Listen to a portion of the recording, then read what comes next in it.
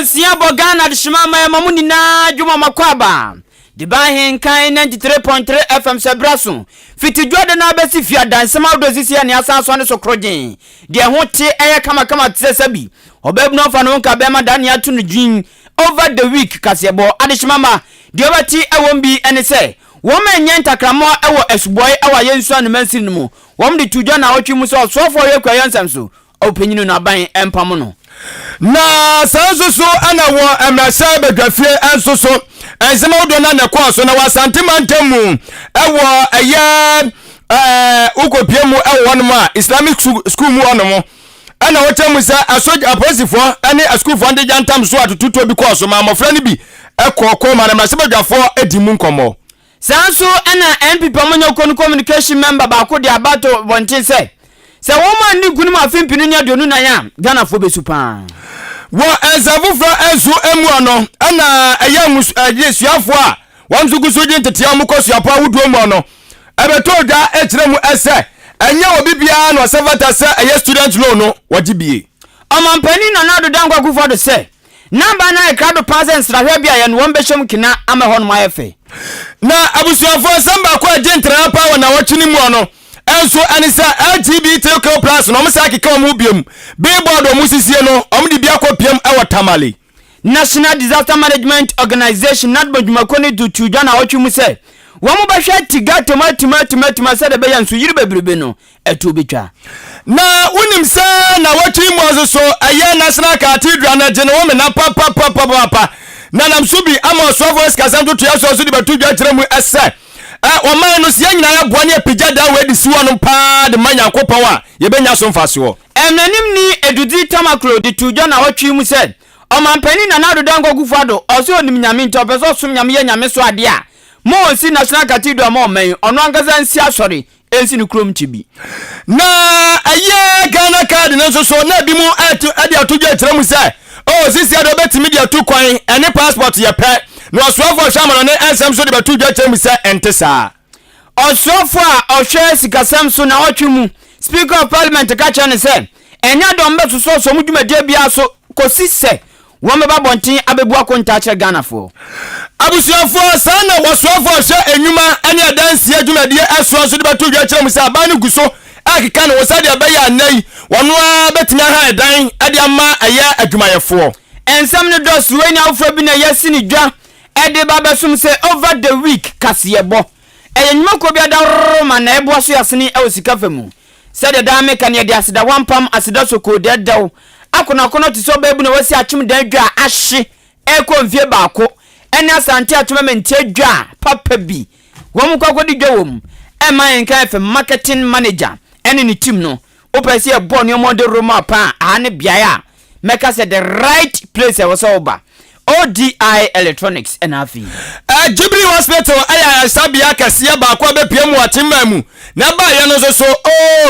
ewonum ana so obi ni padua no do ne pe ko piem pe wose ayaresa no na wanya ne papa mu na ke asenso ne metadezo so aboa ma yakunya yatima ye ho ya den pa bre sana fatamu ye bedi wonum nyina wadanse pa nya kire wonum so akiri kwan online Facebook and YouTube search Ahenkan 93.3 FM and abetumi za searching straight our Google the hinso bebo Ahenkan fmonline.com SMS any text message 0594 841044 0594 841044 Ahenkan fo ya betienka ye me kwaku anin kusi buadumene again pa hene kofi mensa dwene papa na papa endi wani mukan Kasiebo edi be ni deni no mudinti radio station information centers babredia sa woma de penie efa kase no live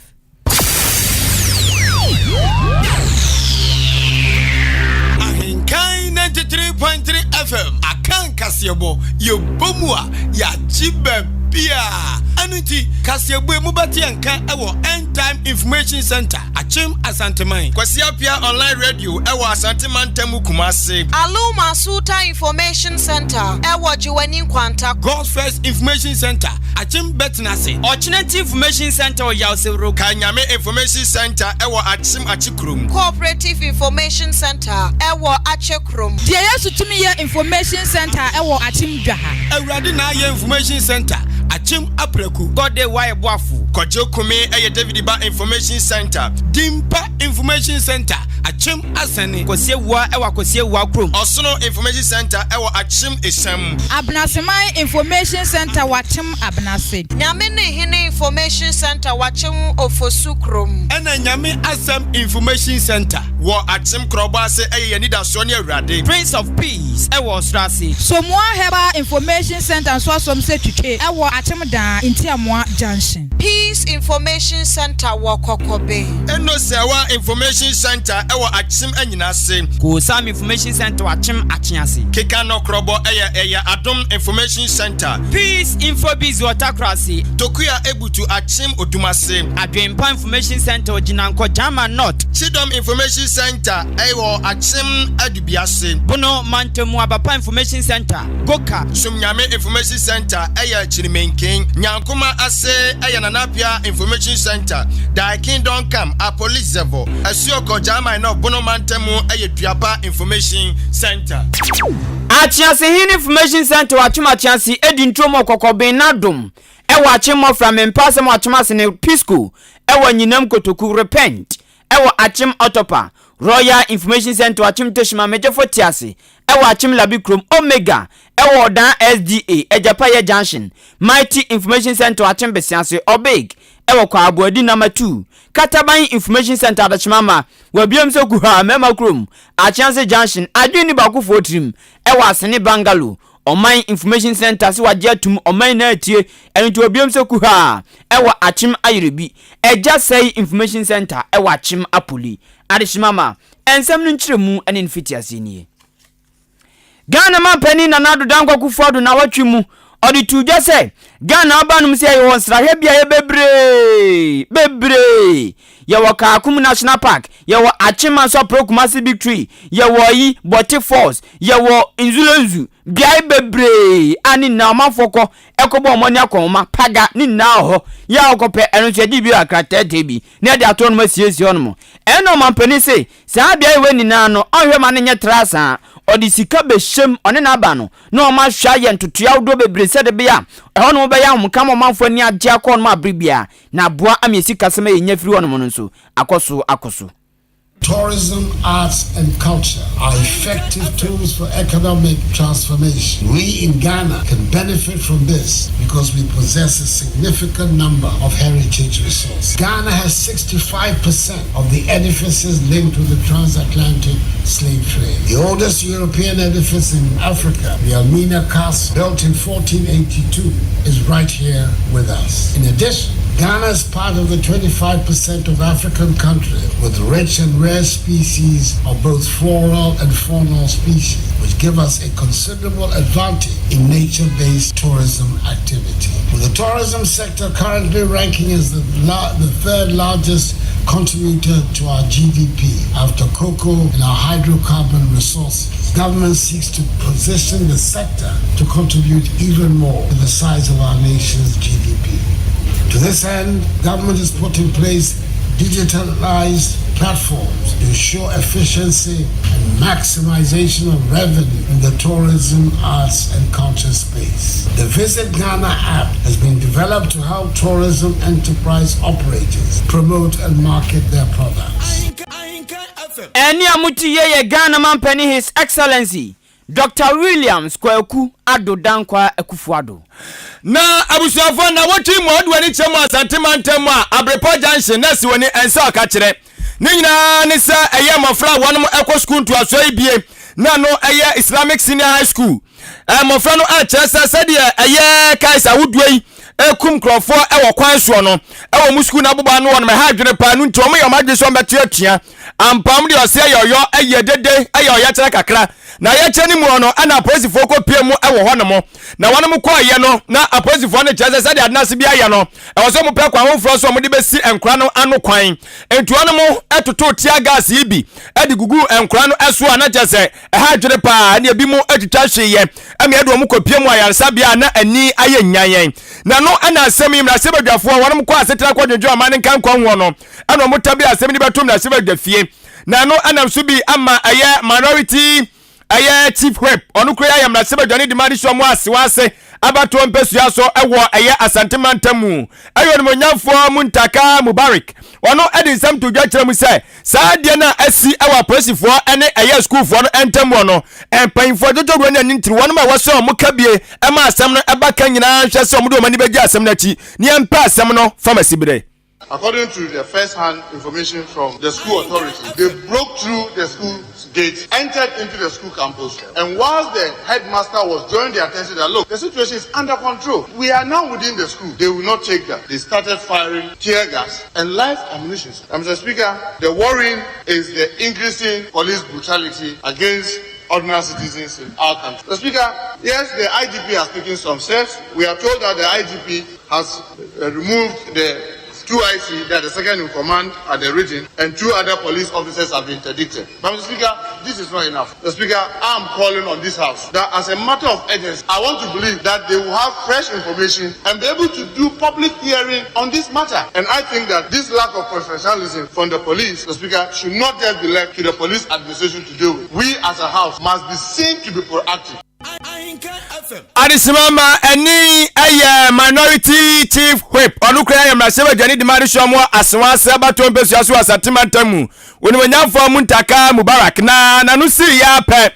na mrasebe dwamu chairman ne mechire speaker of parliament aya right honorable Urban Kingsford Babin wono so de eto eye defense and interior committee na nim se wono mo hwe no mo kika mo nwo so wono mo sadi abeya anhyehyeye ano ma wase boa ema asem wei yetimi pen famasi bia no omfa ngu akwan mu sadi abeya betimi aboa ama temamufo enso gidi omo wo ewa mbambo ko ni mu no ebetimi agya na mo so. I think that our security authorities should not, in such cases, be releasing police with live bullets on such situations. But if the police is actually investigating the matter now, what we can do as a house is to immediately show concern. Visit the police, let them know that we are awaiting their report. And then after the report, we are entitled to take further action. We will also have to visit the scene, particularly to sympathize with the injured students, the head or is it a mistress,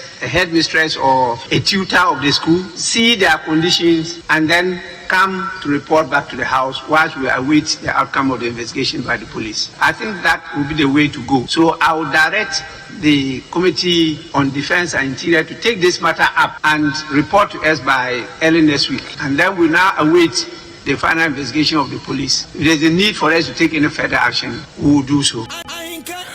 Adisimama eni ya mrasebe jamu tiamehene mechire speaker of parliament right honorable Urban Kingsford Babin ena otenenkano na nsɛmkro ya una sofo abede chohwe Ghana ya umesua so deputy information minister for education Reverend John Intimfojo onu so di tujaje se munya botemu checha break na de na asebi maze ponko a wate pragi aza akoda asoma no mezo be kunya wo na tikoko dwondwondwon otikum no agina ena ose munya botransa asem na asie nanso asem si a yemfa seka na eka enye tuo ne de ka wo matutuo etuo ba na betumi ato ten no da ho ozinya ne de ka asem anu ya ne de ka asem enti we na asi ni se munya botre asya wonum hwe emomasuan so no wom afa to makoma so pa wom ye mu hwemu enti Islamic Senior High School fu am okumasa abrepo munchetia break awfo ni titu otimunya botre na opanyini se wom ne doctor fodi nkomo asoma mo kan ne se enkwada na asuafo no dodo na wom hwe kwan wom befa so ebetumi ahome kama ohaw bia na fumso bia ema ho na no na doctor fodi tu nanim se enkwada makoma kwaduasan wotwe 38 a wom eprepra ye no emu makoma kwaduonu mienu 22 womo afia yarsabia ho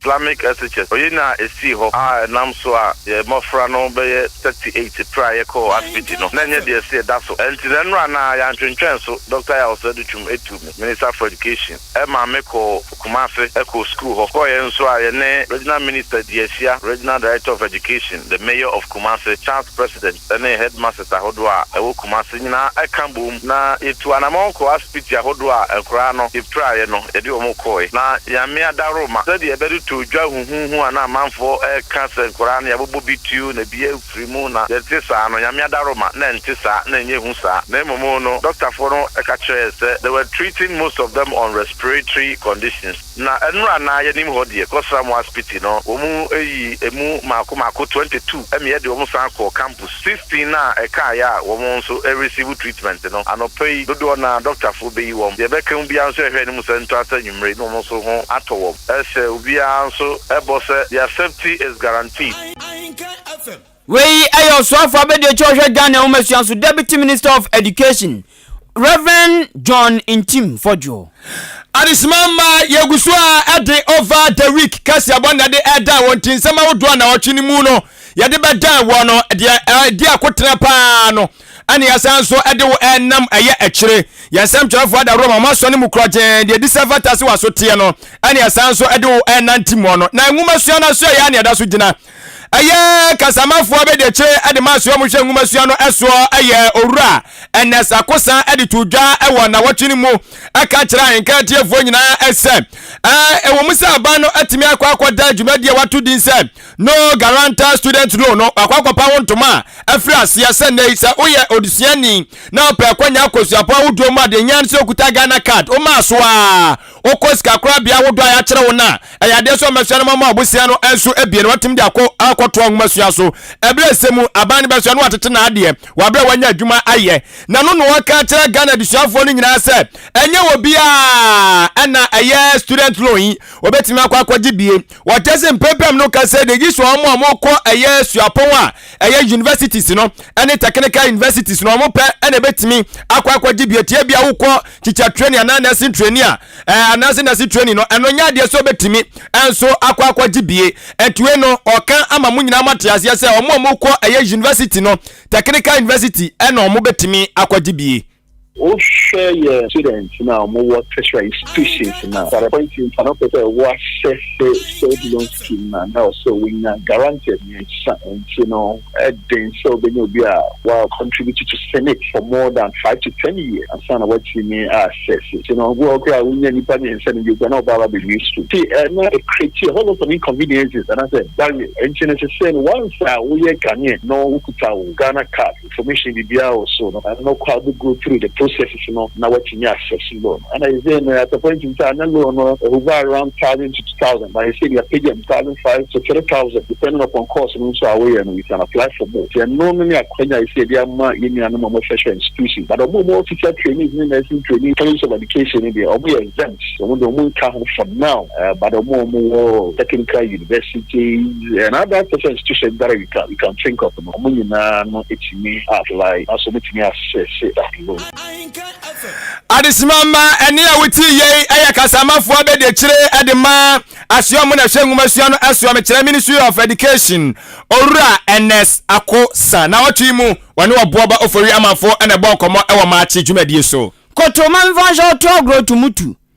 ena da wana memfa modo ene lesbian gay ene lesbian for wo nsam nkodai na we nam soma wo nsam akwakoda Ghana Membership Jefie ai pese ya mamra de tato se ya chi obi zo ye bia ye betumi agina sa mamra no so ndia ye dia sore atia no we nam so amasa mikin akwakoye dare eda Ghana Membership Jefie ye uze de yesi kan we nam so amwom so mo chon ma na otwi mu no munya nkra kren aden a Commonwealth Parliamentary Association for Edin Shemu Kasiebo ewa United Kingdom UK eno to mu hia Ghana for Ghana Membership Jefie bimra na wo mra no mu ndin komo fa tumutu eno kotuma vanjo to agro no we nam so ma twemtwani pani edema wo ma hwe amamra ne enwama wontutu so ewa Ghana Membership Jefie onimnyafo kwame enyimadu antwi ejese wo mu pawo Membership Jefie for miako ennan se wo mu nko no mu nko temo man konkro Ghana na sanhemu wo mu sunko tie bi na wo mu susie mu fantudwa na wo mu frase na no dwada di mbosum ne da to so dumiensa ana mu wie ukuada June bosmine da etosu dunum.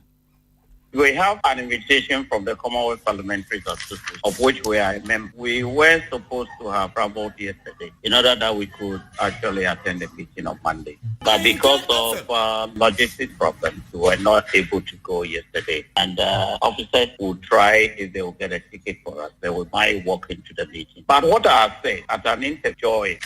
with the media was that I am particularly interested in meeting the British Commonwealth Parliamentary because they had actually a colonial matter had given us a law. Now in our criminal we have on natural canon a criminal offense. I want to find out how the transition from that to actually pass the LGBT. So it's unfortunate that the story is posted to be a safeguarded parliament in the pocket of the British Parliament. That is not correct. We have actually attended a similar conference in Netherlands, in The Hague, on human rights. There is a bill before Parliament, also private member bill, that talks about death penalty and this LGBTQ. Particularly, if the meeting will come on, I have to prepare on these things. Leaders of the committee were planning if we could be rescheduled to probably the following week. We a legal affairs committee wa Ghana na shebe de fie wa mo ba no dani. Odumnyafo kwame anyinmadu antwi. Na abusuafo da so gina mu ewo aye turumuntu fa wa fa yise tablubomski no yera so gina mu na sanfo yi wo mafom wadwuno so obekaya na otumi yenu no yebebo amane se okopia mu ewo aye grabuni mantem atemamoto we ne so sa LGBTQ+ fo yi wo makwa akwesi wo mo billboard kase ewo hono ma chese enya agro na eno nam so bi kura ma amanfo kasa ho ene ekobugu ye yenim so ene yabu agunu de no ano no na watu yi mu asoso ye tetewo no ma tamale ewono mo se kuro bi ewono ma fra no se aya muhab anu amakwa akwesi billboard bi eso sa wono ma chese enya agro na no na temamufo wono mo tem se hwe semafu ma wo fra no a anya anu mo ye de bebu agu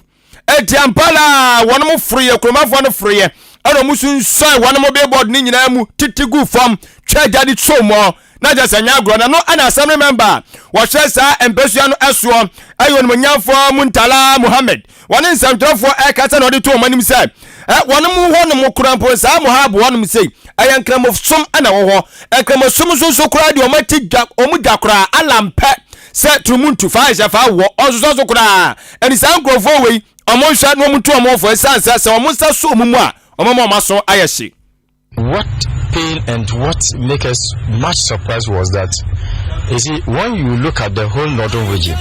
and when they came into the northern region, they haven't gotten any district or any place to place it. They came to Tamale, they haven't gotten any place to place it. Their eye catch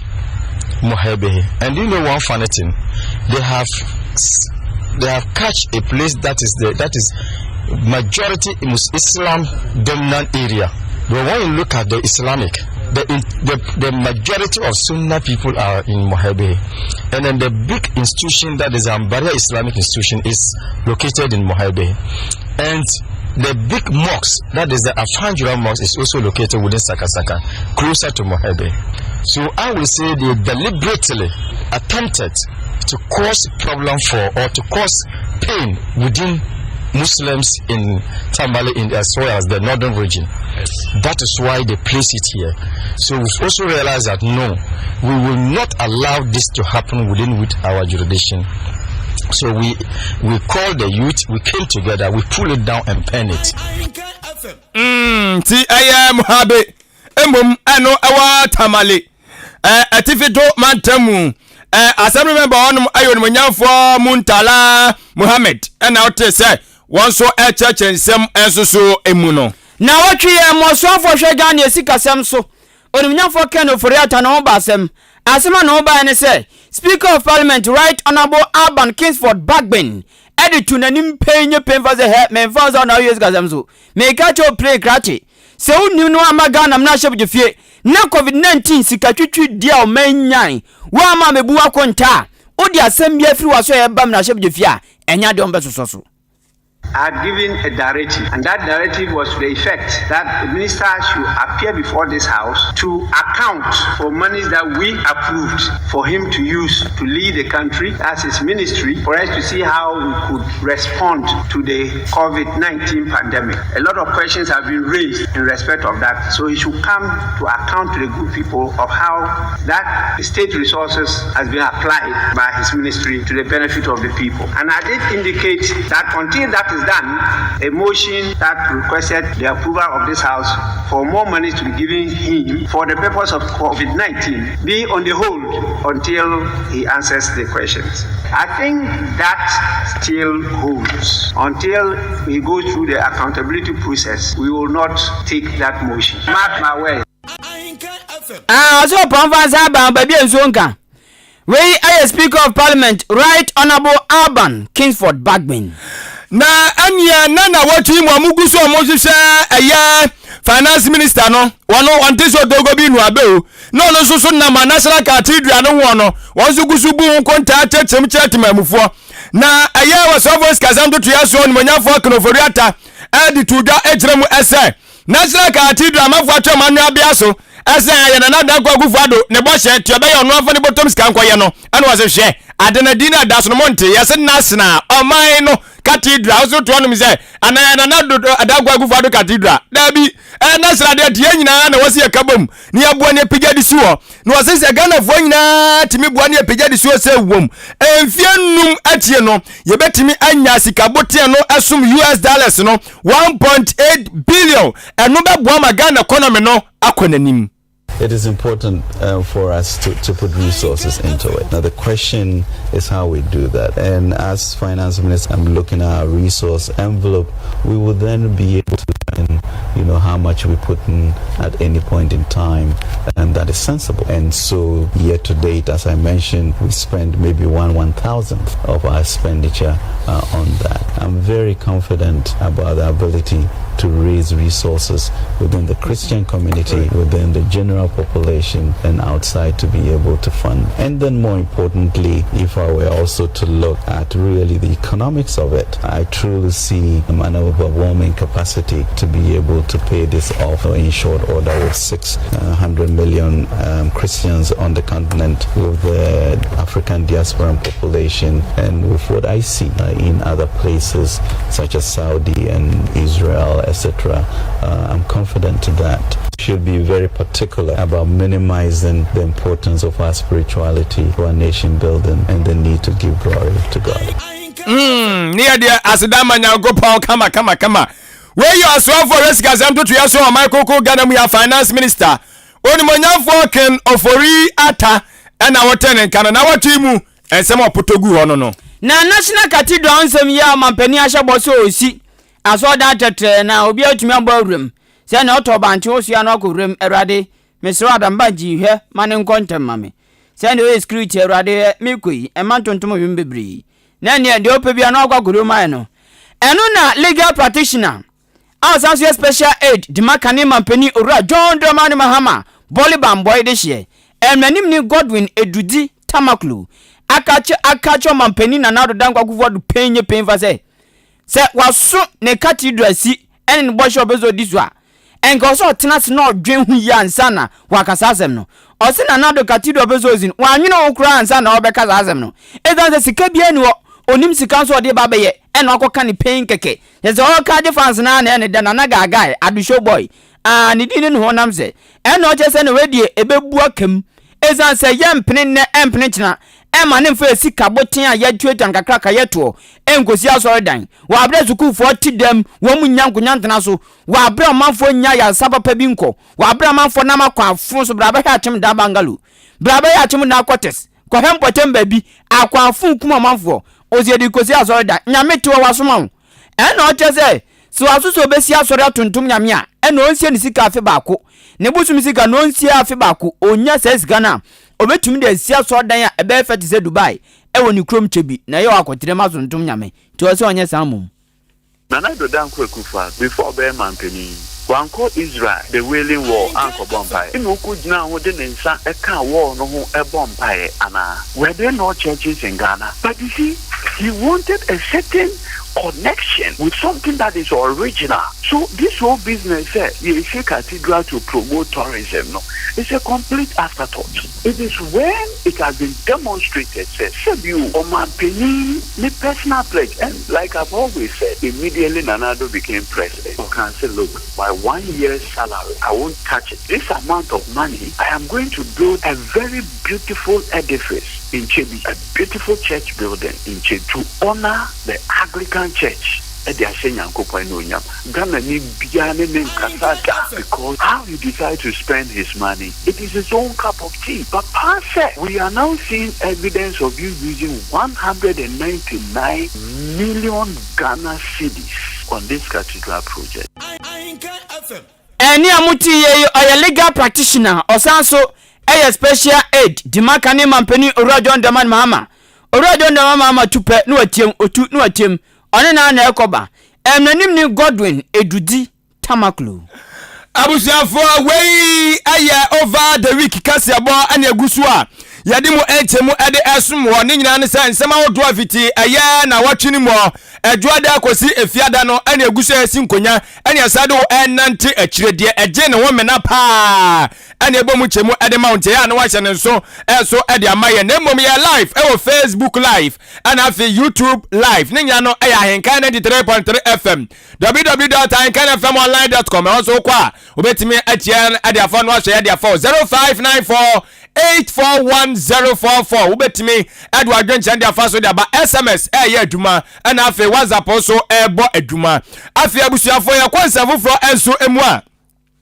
asio na hwe amanane ensam ne jubade ntoto ye nyina eso ade batu dwa na wachi mu aboya mane ka tere ese ensam bi batu dwa ana sa ensam no e tere se ye betimi awisu Ghana card no de tukwan ese eye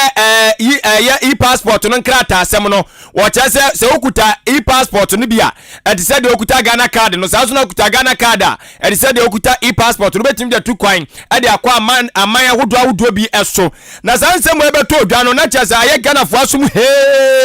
esanse obi e ka ne de obi so omoboa ebi se yampa enti na wo sema ye bebre tina me kura mani abrese ne mame mpa me de no fanto ba biye ene ebo mu pe na me na me kro no na no ana aye wasoafo o sha ne ensam ne dwumade ne toto yaso Minister for Foreign Affairs and aye regional integration ayo ne manyamfo sare aye ko botwe ade betu dwa kire mu se enye no kredo enye no kre one more make kase Ghana card no kuta de se do kuta passport no anase e-passport no kura biara enim na we okopem am na se bedafie enam na se bedafo egbisa ne se saa sam no onchechire ma Ghana fo nya anto mo wase ena otem se no kura bia nim Ghana card no untimi mfa entu kwan se eye passport. Ghana card is not a replacement to our current biometric passport. The Ghana card may serve as an optional travel document to be used in tandem with our biometric passport. It must be underscored that the passport together with the travel certificate are the only approved travel documents for Ghanaians that are internationally recognized. At the moment, the Ghana card cannot be used for travel to other countries, either within or outside of ECOWAS, as that will require bilateral agreements with countries for their authorities to accept the card as a travel document. The ministry is in active discussion with ECOWAS member states and our bilateral partners to achieve this. However, in light of the announcement by the Ghana Immigration Service titled Notice to the Public, Use of Ghana Card as a Travel Document, which was dated 24th of February, Ghanaian and dual national holders of the Ghana Card would be able to travel to Ghana using the Ghana Card. Eti ana no chechire mu no se eye Ghana Immigration Service for kra no mde batu dwa kire mu sa say betimi the Ghana card na to kwan de akọ aman bi to say eye atoye abibi man ka bomko ECOWAS nkura yishem nya betimi de to kwan akọ ma me ne say nya no kore we eye osoafo oshamano ne ensam ne dwumade ne toto yaso Minister for Foreign Affairs and Regional Integration onimanyamfo sari ayeko botwe ana otene nka no na benfo ka asem bi say krasi maka na nsomenwe eno na panyin wa beka say aba na obua waka Oyezo we abehye na mana bekete u problem be pia wrewanum de enti okasa ne say ose egusu ye Ghana card ena Dr. Alhaji Mahmoud Bomi omampani abede chire beka ni painter Ghana foni na say Ghana card na ye no wanye bi utiati yes ye adasa asembe na ba ose ai de enti an say Ghana card na enche be dane passport obetumi de tu kwan ko be bia pe bia Kosovo, Burkina Faso, Togo, Cote d'Ivoire, UK, Mali, Dubai obetumi de akọ ezaze be dane passport. Na anu na international relations expert Obenfo Kwame Ejenim ababo nchenche se he Dr. Mahmoud Bawumia ye ka trofo pa oka hu bi. Sanse sa asam no be ka no eyen tron kwa. Ena mfuturo pa no moan etugu Ghana foni. Senti se Ghana card betumi abedane passport. Ozo obua papa. Na asamba ko kan ya ochechem ntia. O je se de wo mo kan ye ntro ne se. O se wo afia apem ankro dwonum 1920 mu. Ena wiase ni na di tu mu se wo mo de document ba ko pe. Ene betu kwan enti akoba ne sana Ghana yan koya tia won se be Ghana card ne Ghana card no obetu de tu kwan o se entro no mo ka no passport and kasano eba modern one na modern usage of passport no 1920 na shase eno na amanyi na kabo magia tum se eno ne yede betu kwan ofi wo man so ko man foforo so na ade ebo ma nema piba identification ne ofri ne tama wura ho ne ade enti eno na wo usage enti se vice president abe kansema anya ono nko a Ghana no nyina ewiase no nyina ewiase enti onko a bia edi e wo utrim no manfo nyina nyentumu a wontumi nka se eno na ebeko ama country bia na passport asem ne visa asem ne bibia no eye abrofo cancer reciprocal enti ne vice president ka ne ye nyen ne se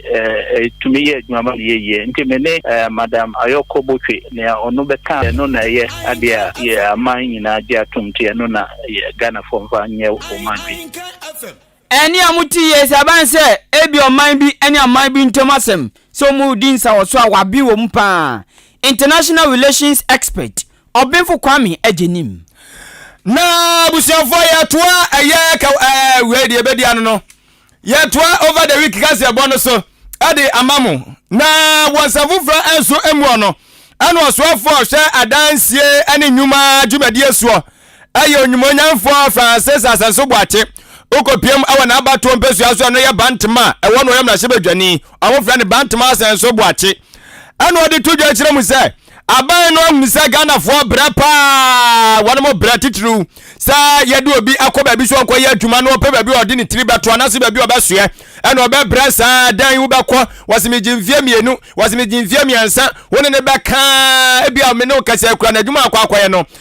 ebi afi amfie mienu bi anase ebi kwa bosumi bi na akwakodie nanso so obeka waseda wontu eskani nyina so a anya de so obegiwo na no ena osoafo so enwuma ne adansi adwuma de so di tudwa chem se abana ye na adwo so obefa saa ha no de ato no ho so ase wonu mu afi no mo gentete no ba bewie na aban ne ba mo madwuma ye no ba bia do bekọ bia no aban ne ba hwe na wapa dan e de amaw eno wo han dan de amaw e bia mfie mienu mfie miensa no ono han amaw wo ye wadwuma ne kọ no no ono so e de ntoto de atokwa so no wo de tete na de kakra wagide se no betumi aboa ama saa ha no so yesi ano kwan. A lot of people here in Ghana, if you finish school, because there's shortage of houses, huge housing deficit. If you finish school, you graduate and you get a job and you want to leave your parents' house. Landlords are saying that you have to bring 2 years advance, 3 years advance, depending on each particular situation. And already I have mentioned that we are working on the Rent Act to review it so that it can stand the test of time, address the inherent challenges we are facing now. But this proposal seeks to help new graduates who want to rent homes, accommodation. Not only new graduates, any young person who has a job and who is on payroll. The government will facilitate and provide the rent, the 2 years advance, 1 year advance, so that he will use his monthly salary to pay off the loan, basically. And we have worked out the modalities, sent it to cabinet for consideration and approval. Once that approval is given, we will start the implementation as soon as possible. Eti we so ayan say aban no yentwase we kura anya wonmo mu bewie aye school so ahodo no anaso megentete ne pe we abrantian kwa de hian se wo payroll so obetim so afasa akwa we so na timi so aboa wo anti we aye wasoafo hye enwuma ene adansi adwumade so o Michael Ghana mu onimanyamfo Francis Asenso Boache bantuma batombesua so mra hye bedwani kwanchefo panyina ohwenkuta odie so Director of Communication dima Atrenchemu bua for National Disaster Management Organization as odidi manisha so anu aka na to so adwanitia nadbu na hosin Owura George Ayisi ade atudwa said ezu yiri hayen afi bia nso bubom guru say Ghana baby de okọ akraman krama pagya na ba go hwewiem no hwego hwero kra enzo tumi yiri chese enso yiri hayen ene no wura ababonti tem say ai ye wo problem ntia how de obi pa ene ye buza za krachi na how be a ene wura George esi kire say okọ Ghana mia bebra obi suma ne ba je bola kotugu okotu gongotungu baby papa no de kogu gatem twao enzo bi no de kogum twao baby enzo fa no de bola na kogu o twao na avi enzo ni yiri pe no agiga osimo mam kwan ameso me mam na wabu afaso no ne mafiafie mu sa ankoba sa anso a na afi otu bola no kura gu nso no ya na asa de chance na bom no de ahum no hwegu no so utiri so no apampa so no ada no no okọ osiwe na efe tinso no so ebere so se toto a ono so be mafia obemo say yes or you obi na no no radio jesi san to say ye how ba kopa o man mu ene say yen samson bebre na susadodo ntia say ye ba bem bridge no o say bi susadodo ntia ma bem ya ma bem say de be kwa be dem amana tumi akoyo radio jesi san de to say we ni na ti no ahye won hwe adansie ene enwuma so won de nhye gu akwama won hwe sensu yiri bebrebe no won betu ase ntom se o manfo say ya gates no yentum Then she to I not Modia can say I see a continuous dredging. And the Minister for Works and Housing the Abeto Adriana Monchi almost you cause about 35 kilometers of drains constructed, 1,000 kilometers of rechanneling dredging the silting in Noma. But what the silting then watching one crochet and send one son and next thing you know twa. Say I sure not toy and flat at the annual be brave at the good here ama bua faso and no can issue no continuous dredging and the silting dia yina what see am ye di company ye wo mu sisi adan so waterways so yentimi enyin frim and e bin so dey flood waters na ye wo mo bola container and issue toya na just wo mu to wo mu re nyina egu solid waste emwa kokko loko baby na block the passage of the flood waters na just ono so apene kwan ni nyina ka ho ene de wo how bebe but your drains no bebre susa the observation no baby or how to say as a bridge no issue na femu ne the kind of bridge na wo ho no which means the bridge no sakra Ahenkan FM Openyina motini ni nkuta odi eba no dani director of communication Edman Nadmo Dwumakunu Owura George ayisi na wotimu ana emrasebe dani ojamdi ma de tiamo banda abatro mpesu yaso ayo no nyamfo Ahmed Ibrahim di tu dwa kire mu se MPP abanya na nado da kwagu fado odina wo manimu kan anaso odi wo manimu kan Dr. Alhaji Mahmoud Bawumi atoso bo abanya chiri dom no eno kwasam ne so omo empanyufo ni nyina omo kan wo no omo de ensam dade omo papa ni odi agro omo no ode aje ni oyo ba de a wo omo de tie ni amasa omba wi usisi a oyo ba odi agro medede wa wi usisi a no sensam da kwa na MPP abaika na abai ba ye no wu ni se oda bi wo hye mesina wo do na e wona esusa ana se wase atrem de bi ka ho na timi aboa mamputu nyuma timi atremu kama akokɔ ntantam so enti obaye no ene ode mesina makomako aduanan enum 45 ebe card ye wo dada no ho ama ne kɔ na nim asisi ya timi akwakonya aye ahanu ni du ensia 216 no se ani nyina mu no ana constitution aka to say wo de opa tete mensi dudu obi a wupa bia de constitution ne kata wan say wo de aye etro na e wase wo hwe se ho de chemu enum 5% pe wo de be commensi ni bia mu ama mo so timi aye ade aye putunyuma awo mensi ni mu na so ni manyamfo Ahmed Ibrahim kire se pepem no kasai abani dimensi ni awodo ne kapa totredua abani beso obetua unya kwabo so pe na abana se da kwopɔ ne kakra wase monye ngo onya pɔ ne kakra pe no de abede da so medam de akama mawo ene wotomrade saa wase nam so menne ukɔ mensi ni mensira wodo ne binimu a assembly members MMDC foi ene assembly members foi omani bosa komodi wone mo omunya sika no mde putunyuma to omukɔ mu besu aso so a timamufo ne da wone mo wa tese ha dwene bebre The Osha Choir, Mampena Kufadu, Eddie District Assemblies, no, Fasona, Anya Rebel. Once Abaya, so Cassandra, now reforma, never sell Hestro. Oma Trino Munko for Nama, the right good speeches, but no and no more, yes, and your moo tronin, your moo kikano, and a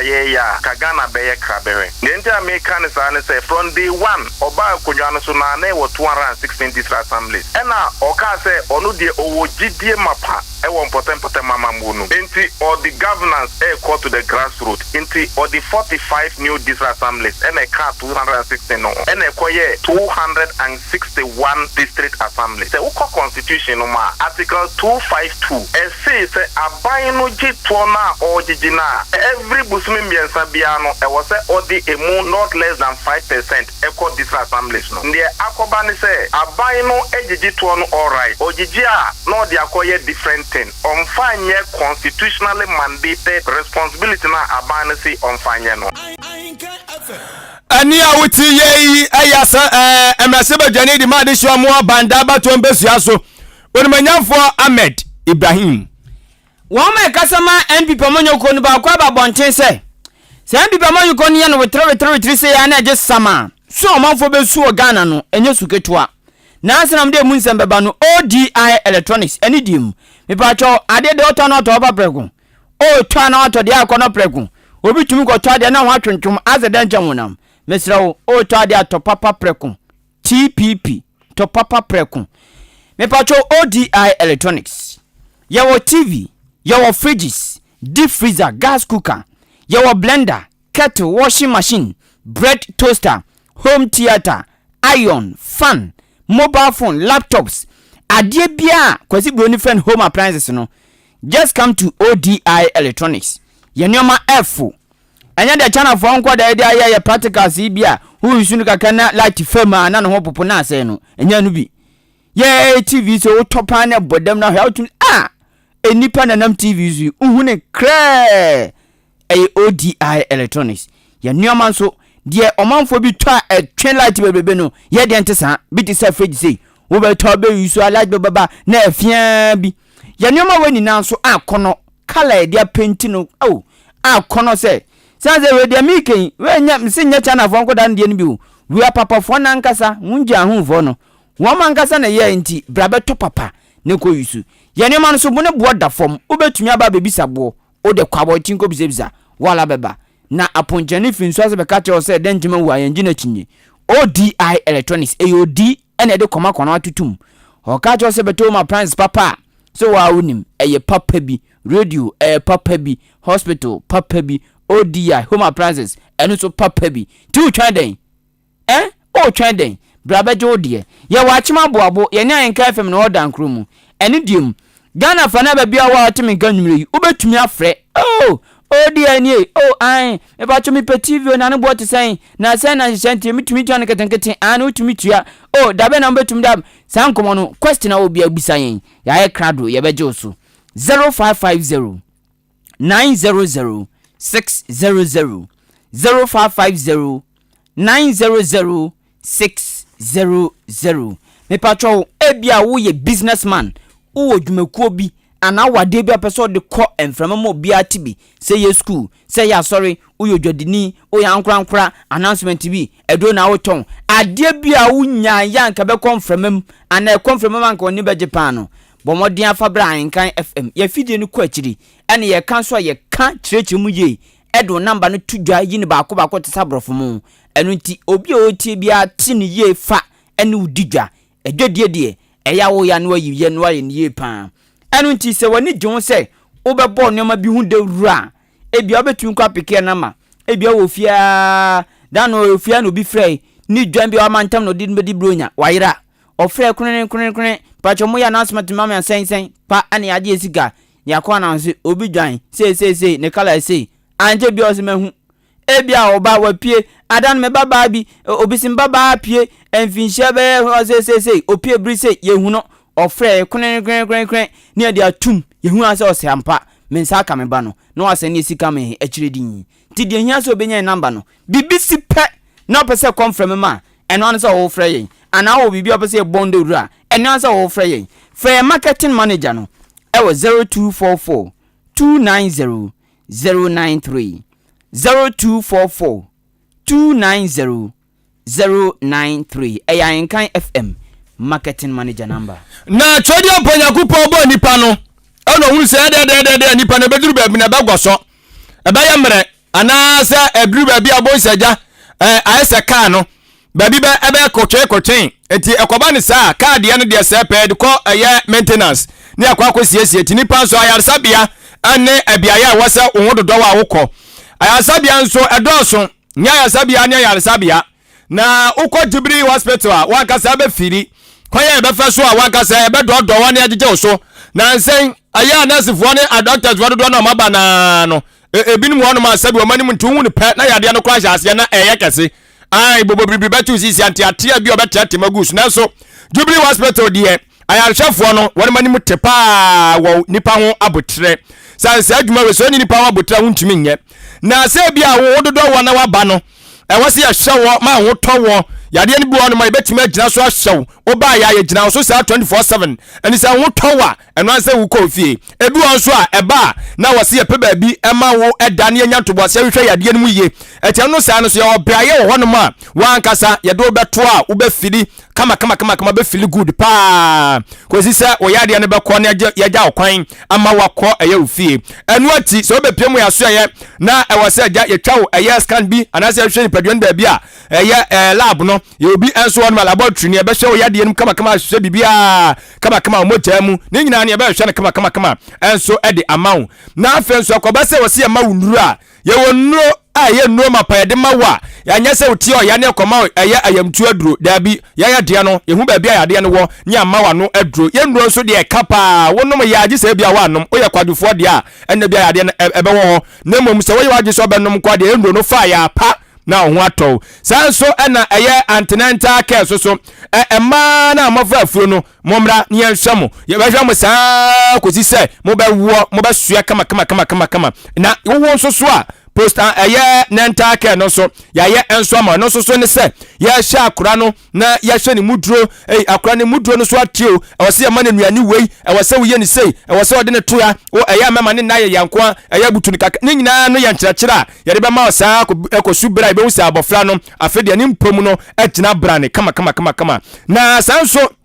ɛna kɔba sɛ ɛwɔ se yɛ operation ɛno so yɛ theater kɛse wɔ hɔ no ma wɔn so yɛde bɛkɔ ne ahwehwɛ kama bi a wɔpirapira na wɔpira no ɛsɛfa tase yɛhwɛ ne yɛgyina so ɛpempam ne yɛyɛ nneɛma bia kama no so yɛbɛyɛ ɛnso ɛde ama kama na saa nso ɛne ɛwɔ ɛyɛ midwife wɔn so wɔ hɔ no ma wɔn so abin yie paa te kɔba sɛ yɛgye wɔ awo a ɛyɛ bɔkɔ yɛ asomdue mu ɛnya nteatea bia gidigidi bia yɛwɔ wɔn mo ma ɛwɔ ho experience a mo ɛgye a what you say yes we dey or midwife ankasa wɔbɛgye wa ama wasoɛ asomdue mu na wawo afa ho na wafa ba kama ɛno nso akyi no ɔbaa so ɛwɔ sɛ yɛkɔtwa scan so ahu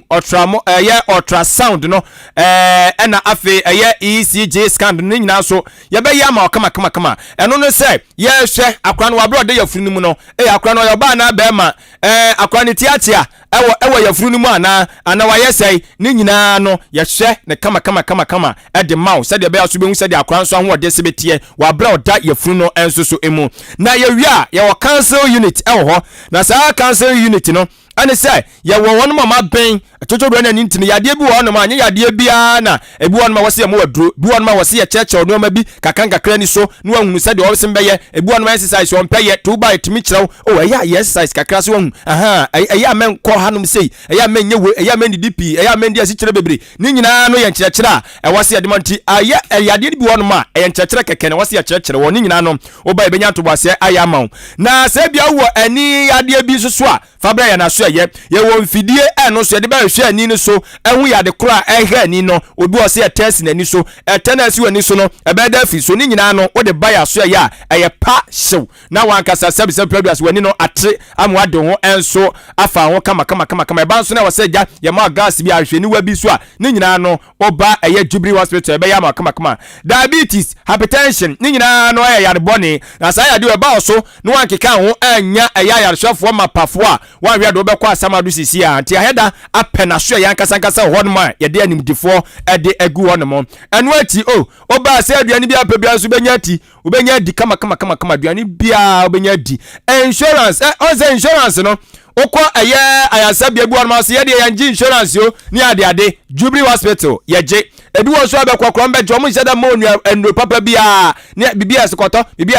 ye ya so ye ntesa oba pe insurance no enoma bia na senduro bia cover bia no ye be yase ma wonsa enso aka na no ati gynecologist ana hia no gynecologist no ene se enei eba oba wo ye oba tim ye pa fiti utiri kopemo na ase ya de bia de paduane ba bia kapa gynecologist ana wase wohwe na odin udwuma edema wo edi se bia awon wa ye de ma wo bia wa ya adwuma mu pop mo ya de mu timisiri pe wo se adwuma hu ya adwuma na juda so mu nyina na so constant work ade ba che no hwe ma eba ne se ha adwene woni oba ne be ma ne nyina na aya na makopie mu woni ahwehwe mu ede ama mu sa so na bia wo kwa fikyere obu nsa eba pew kakra ebi wono mo so ebra eni kwa se eba no na aba etutu sisi ne nyina no wo de kwa ye be hwe ne aya ma fibroid so ebi wana foye kapu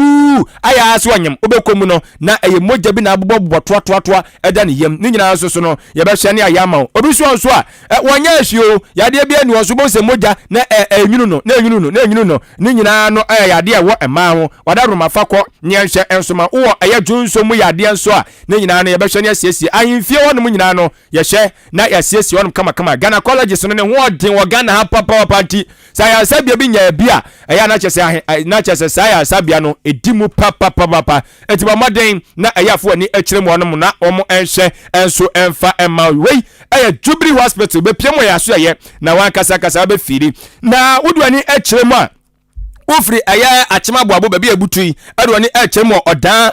kwantempon no so a okona uduru aya amantra honom a wonsa aya nifa so honom a bo se Jubilee Hospital ya ne bon honom na ya ma akwaba waba so de aya satumi no ebe ya adwuma from panyumfo adwodo ne ntina no honom makomo na aginchemu kase no enso wo nchen 0244 575799 0244 575799 0241 7864 0241 78 46 45 eno aya homa bofo mienu a obetime ene Jubilee Hospital for penfo akasa ewo eye eso ke asenso limited yada wasi wa me kunya papa me yatim ne kunya no otrem a obefele won kunya de digu bedroom ho de digu hall ho ye digu eye office ho ne nyina no osan kunya no enso ebia wotrem a wankasa befele na ne kunya no na de onuade wo de wanana no Robert Kadia seni ade aye ne nyina no aye ke asenso wo de authentic bookshelves yaba mansa ka bia no se yebo nkata asem nyina hia ye nyina no na ye de atum emfie petepepe bia ade beto no ehwa na abekọ aba beto se eda na wo fa nso a efin ba kumpo enkem akura mfana no nka na wate ba bi de afiri ho ne nyina no aye ke asenso wono ne dwumadi a wo de aba no aye authentic bookshelves no enso so no mo a mo hwe mo Facebook YouTube ana ahenkanfmonline.com so won ka buriman temu afo ni chemo circle adabraka iran kan kwantempono eso obehu na traye wo senso obutu kanesia wo dan so do ni betemu flamingo kwantempono eso kya senso se ba bia wo Ghana fana ba bia no wo dia ne so be frɛ no o frɛ ne pa wono ebehwe na onsa ka no mani bi 0244 568014 0244 568014 ana 0243 127668 NPP communication team member Owura Solomon Kusiapia e de atudwa se afi piru ne adoni na 2024 aba ya ba beto no se NPP fo anyere wo ho anya adwuma na adwuma pa wo ma fira so no manko wie na se kobu kam tezo bia dompe bu aka ne sim na wo mu di ntwa enso manfo besu no enya senketwa de ntwa kasa ne se NPP abanya bo adwuma pa na se wo man yiro mo ankoso anya ne saa mfa nwia and is for the propaganda the saa no ma ba gitu mini de from zem na se ko ban saa da no ensu Ghana fo nzubida and obetina na oja eseni o ana dan kwakufa da ja eseni o gringa na ko Dr. Bami oja eseni o gugurudu mayo yente ni zem ni bi yenim say obi bi opeke forms bia competent enough so obetimi aboa ama MPP breaking the 8 also me da bia me ka say Ghanaians will never forgive MPP if we fail to win 2024 elections. Ghanaians will never forgive us because the share no ma His Excellency the President Adam Kwakufu Ado aye na aye ma NDC for the na da ne no ma bi ebeje power na to me free ensem a Ghanaians will never forgive us for say yebema NDC for abeje power free ensem eti yebesre obi bia say campaign aye kon yenye decent campaign na ade bia ebeboa development of MPP any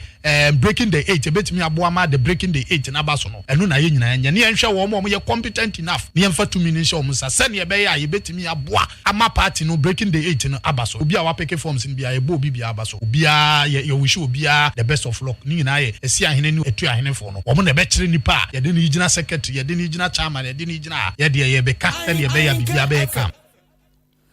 Eni amuti yo oye NPP communication team member Solomon Kusi Apia. Na alisimama wa apuema ntemu ensem ensoso. Waswafu ahwe eye apuema ntemu eye onimanyamfo set Kwame Achampon edit udwa kyeremu ese abanu guso wode normal gwa akwa so a eye apuema ntemu nyina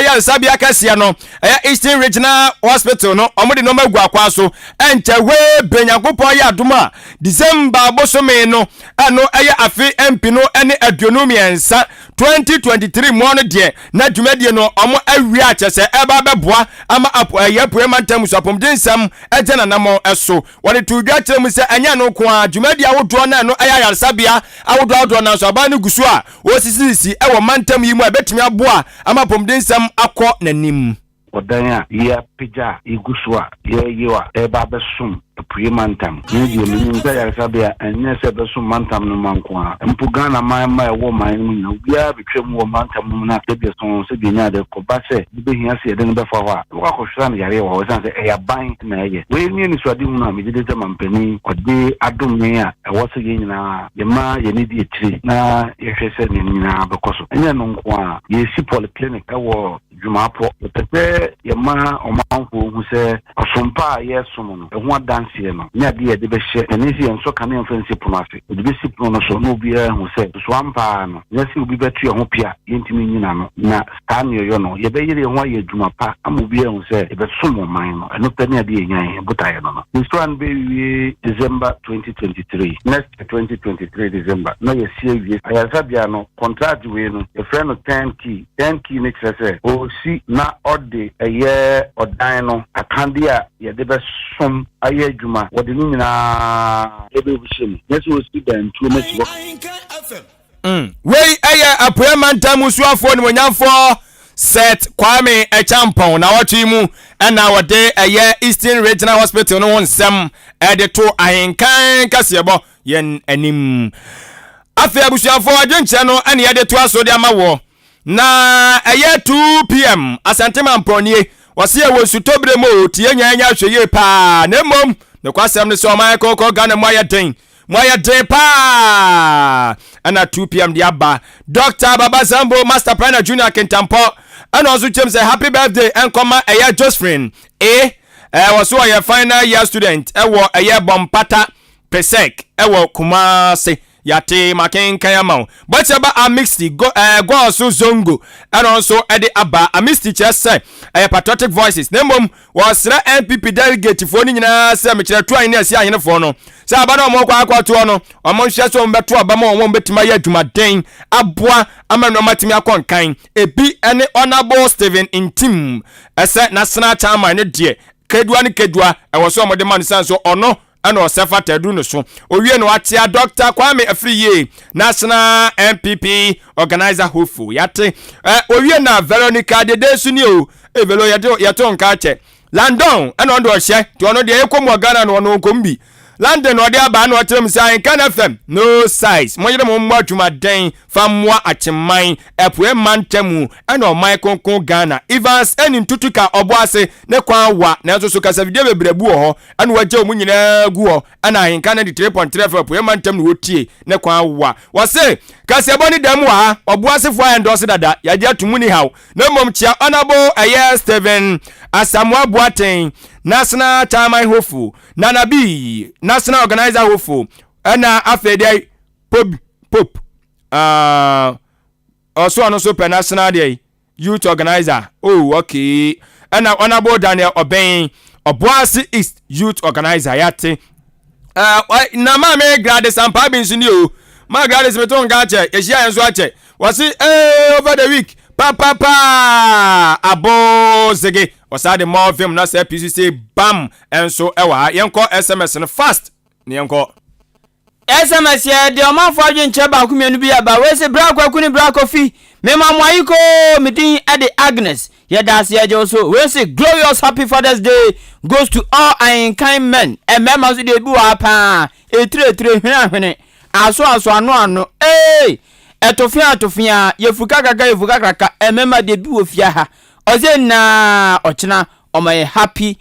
Father's Day dase ozi titru ene odian kan kwa me abua ye director awada ya no nyankopon nsia ne pa ye dase na emu so ni pompe ye bia o cheche ne sebua e de ni twi agoto moliase bola no ho ya minsha wate bola we de obi samaye ma no pe ne mani age sanda bola ne mo nyam enya kura ozi na minsha ni din won enye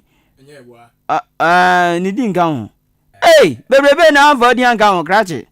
yate we si na do obeku yo na obeku ansi hu osi me pemu news papa Ahenkan fa mu damu fu ampa medin ede achim medin ede achim from aboabo na seribodi fi achiase ene bai o say I don't know what the government is waiting for